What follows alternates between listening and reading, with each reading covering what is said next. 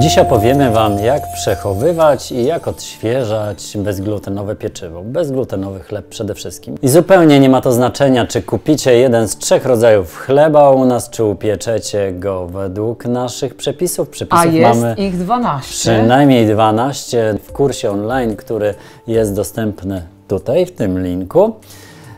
Albo możecie skorzystać oczywiście z własnych przepisów na bezglutenowe pieczywo. Sprawa dotyczy oczywiście wszystkich bezglutenowych chlebów, a w naszym wypadku również tych, które nie mają jajka, czyli wegańskich. Musimy pamiętać o tym, że te chleby stają się bardzo sztywne w przeciągu mniej więcej doby.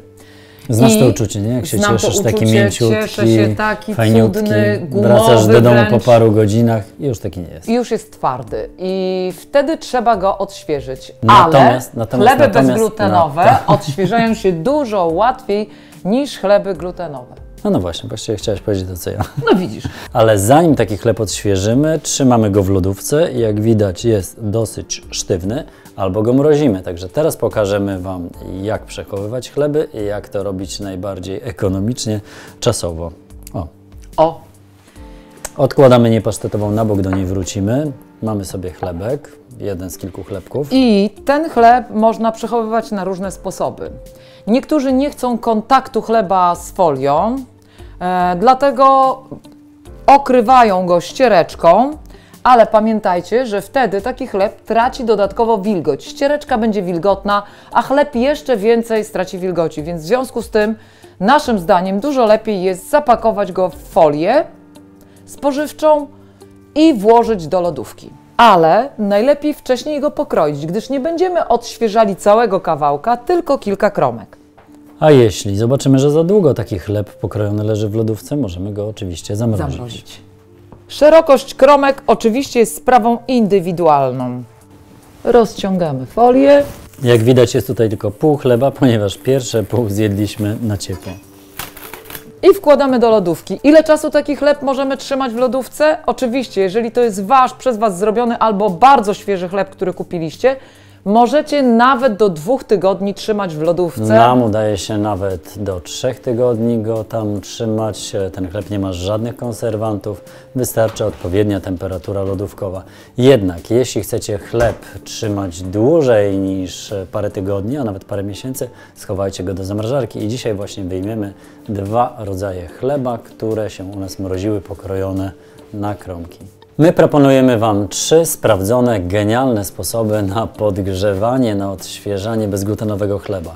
Pierwszy sposób to oczywiście toster, do którego wrzucamy zamrożone kromki chleba i pieczemy tak długo albo tak krótko, żeby nie zrobić grzanki, żeby chleb był w środku mięciutki i elastyczny, a z wierzchu miał delikatnie chrupiącą skórkę. Właśnie, to zależy, co chcemy uzyskać. Jeżeli chcemy tylko, żeby chleb był miękki i świeży, to najlepiej zrobić najmniejszą ilość czasu, jaka tylko w tosterze jest i później sprawdzić, jeżeli jeszcze jest zamrożony, zwiększyć. Nie robić od razu dużej ilości czasu, gdyż uzyskamy grzankę. Każdy z Was zna na pewno swój toster. Drugim sposobem jest włożenie tylu kromek chleba, ile potrzebujemy, do nagrzanego piekarnika. Do piekarnika i nastawić go na temperaturę powyżej 100 stopni oczywiście. W naszym wypadku to jest 170. Nie trzeba czekać, aż się rozgrzeje, bo ten czas, jak będzie się rozgrzewał, będzie czasem na rozmrożenie się tych kromek. Jednak moim zdaniem do odświeżenia 4 kromek chleba szkoda nastawiać piekarnik. Zróbcie to wtedy, kiedy będziecie przyjęcie robić, będziecie cały chleb podgrzewać. To ma sens.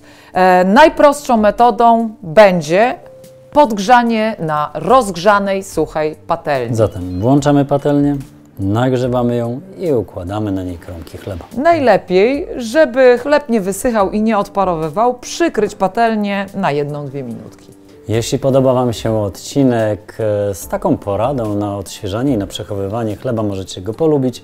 Zasubskrybujcie kanał, jeśli jeszcze nie zrobiliście tego w tym roku. Jak naciśniecie ten dzwoneczek, a także włączycie wszystkie powiadomienia, zawsze dostaniecie informację o tym, że coś nowego pojawiło się w naszej wegańskiej i bezglutenowej kuchni w niedzielę o 18:30. Komentujcie odcinki, zadawajcie pytania, a także zlecajcie nam nowe pomysły na YouTubie, na Instagramie i na Facebooku. Zawsze się do tego odniesiemy i postaramy się spełnić Wasze życzenia. Nie jedno marzenie już spełniliśmy.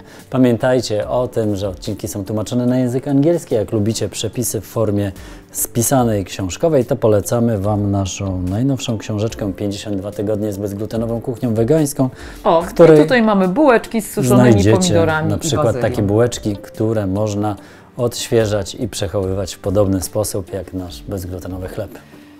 Warto takie kromki co jakiś czas obracać, żeby równomiernie się rozmrażały. Tych, którzy Gdynię mają po drodze, zapraszamy na warsztaty kulinarne oraz do naszego bistro. A tych, którzy mają do nas daleko, być może zainteresuje nasz sklep internetowy. A na ateliersmaku.pl znajdziecie dokładny przepis oraz informacje o terminach warsztatów kulinarnych. Zerkamy jeszcze raz. Chleb już jest idealnie Mięciutki, nawet delikatnie, powiedziałbym chrupiący na zewnątrz. Po prostu te 3 sposoby są naprawdę sprawdzone przez nas i polecamy je Wam. Smarujemy chlebek niepasztetową. Przepis na niepasztetową znajdziecie tu nad Joli głową. I zabieramy się za jedzenie smacznego i na zdrowie. I zobaczcie, z tego twardego kawałka chleba wyszedł Wychodzi taki takie cudo. sprężysty.